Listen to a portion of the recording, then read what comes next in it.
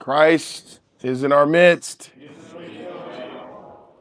God bless you all on this blessed All Saints of North America Sunday.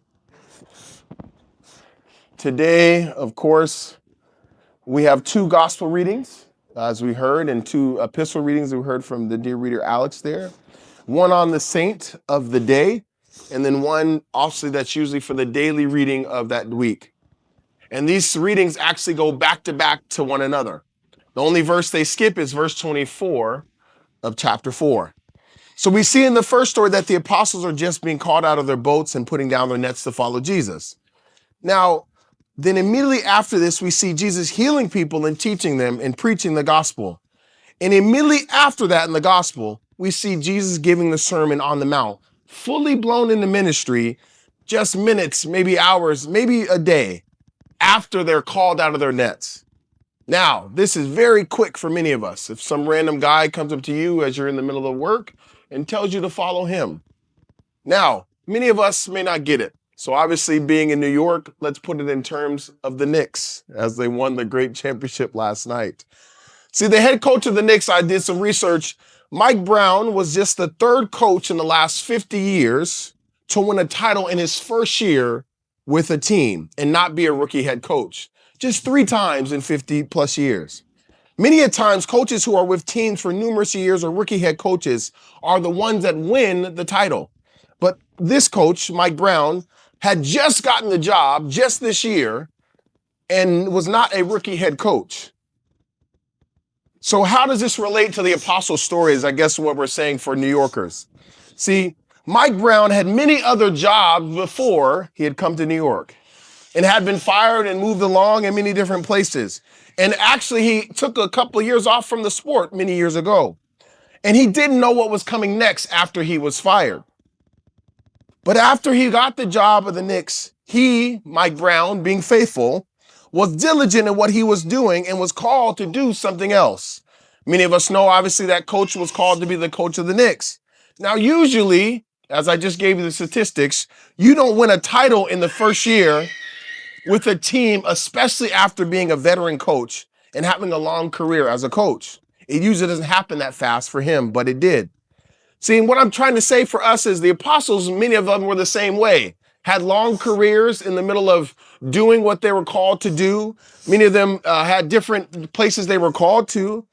They had careers, jobs, lives. And then, just like we see the coach of the Knicks, they met the person that would give them their new assignment. Not knowing what to expect, but they were asked to change their whole career path and be put to work almost immediately. The end of chapter 4, they are called out of their nets. They're at their computers at work. They're on the phone making a sales call, whatever that is for you. Think of this for us ourselves. And then the beginning of chapter 5, they are immediately traveling, and Jesus, this person they just met, is delivering a message after healing a whole bunch of people. Can you imagine the disciples? Just days or after hours after being called out of their boats, and a whole crowd is following you, following the man who just called you out of the boat. Can you imagine what they were thinking? Taking a leap of faith by following him, and then you're cast into the limelight right away with expectations from your leader and the people following you. But see, the apostles had a choice to make in that very moment. And they chose to continue to follow him. How crazy it may have been. They said, we're going to take a leap of faith and continue to follow this man who had just called us out of our boats. And see, God made good on his promise.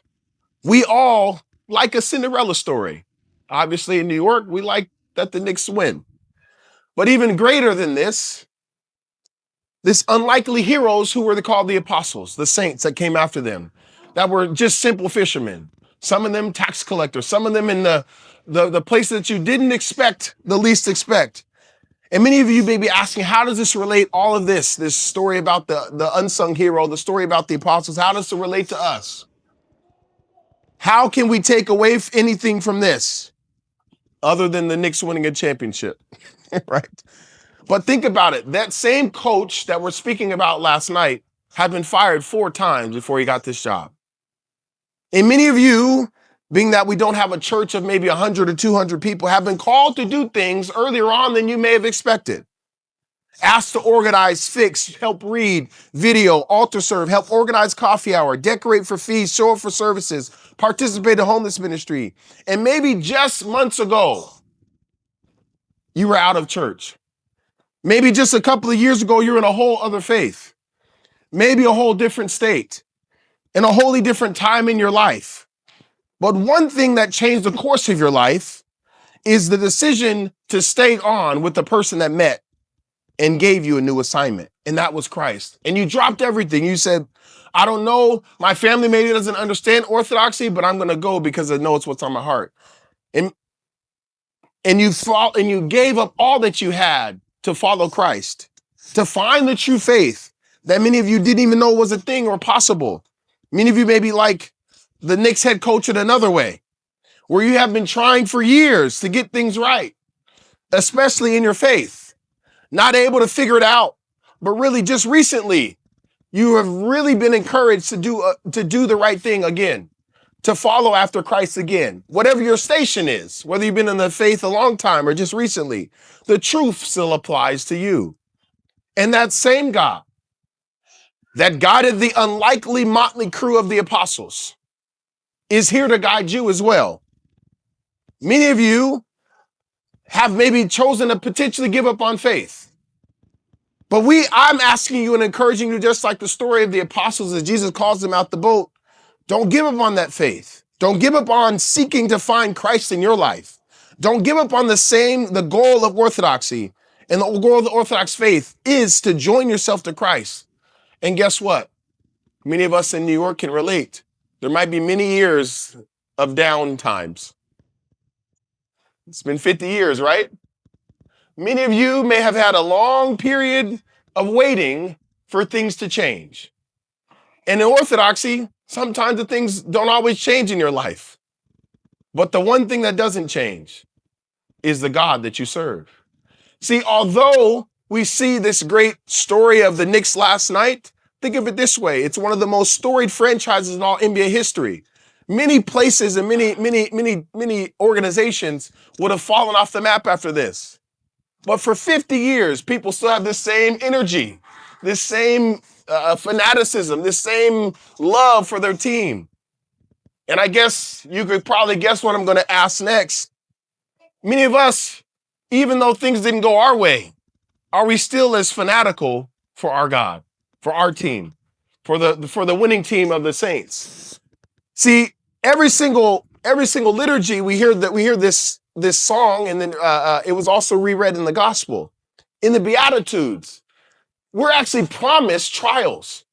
But dear brother Rita Eugene puts it in a nice hymn and a nice melody to it. But the words that they're saying are pretty deep. Blessed are the poor in spirit, for theirs is the kingdom of heaven. Like, if anybody else was to sign up for a job today and they said you're going to be poor, you probably wouldn't go to that job. Right? If on a job description it says the next line, blessed are those that mourn, you probably would say, save it for someone else. That doesn't sound like it's for me. But the job description of an Orthodox Christian is to mourn, is to be meek, is to maybe at times to be hungry and thirst for righteousness because you will be filled. It says later on, blessed are the merciful, for they shall obtain mercy. Blessed are the pure in heart, for they shall see God. Blessed are the peacemakers, for they shall be called sons of God. Blessed are those that are persecuted for righteousness' sake, for theirs is the kingdom of heaven. Blessed are you when they revile you and persecute you and say all manner of evil against you falsely for my sake. Rejoice and be exceeding glad, for great is your reward in heaven. For so they that are persecuted the prophets who were before you. See, it's like that we have agreed to be on a team. And this team of faith we have heard about for many years. Many of those have gone on before us. But these saints that we hear about, even the apostles that we hear about getting caught out the nets, 11 of the 12 were martyred. And the other one was exiled. So it's like we think in our modern day success means nice car, nice house, nice things. And the apostles are the heroes or the great saints, the legends, so to speak, of our story. And they show us that being persecuted is good. Being talked about, being reviled for against your faith is good. Because that great prize is greater than the things that we see today. It says this is what we hear even in the epistle for the saints of all North America that we read as well. He says, Paul says in Hebrews, who through faith, so these are the apostles and the saints, the players on our team before us, if you will, who worked righteousness, obtained promises, and stopped the mouths of lions, quenched the violence of fire, escaped the edge of the sword, and out of weakness were made strong, because became valiant in battle, turned the flight of the armies of the enemies. Women's received their dead, raised to life again. Others were tortured, not accepting deliverance, that they may obtain a better resurrection. Still others had trials of mockings and scourgings and chains of imprisonment. They were stoned, they were sawn in two, were tempted, were slain with the sword, and wandered about in sheepskins and goatskins, being destitute, afflicted, tormented, of whom the world was not worthy. They wandered in deserts and mountains and dens and caves of the earth. And after all these things, having attained a good testimony through faith, did not receive the promise, but God, having provided something way better for us, that they should not be made perfect apart from us. Therefore, we also, since we are surrounded by a great cloud of witnesses, let us lay aside every weight, that the sin which so easily entraps us, ensnares us. Let us run with endurance, that the race that is set before us, looking unto Jesus, the author and the finisher of our faith, who for the joy that was set before him endured the cross, despising the shame, and has sat down at the right hand of the throne of God.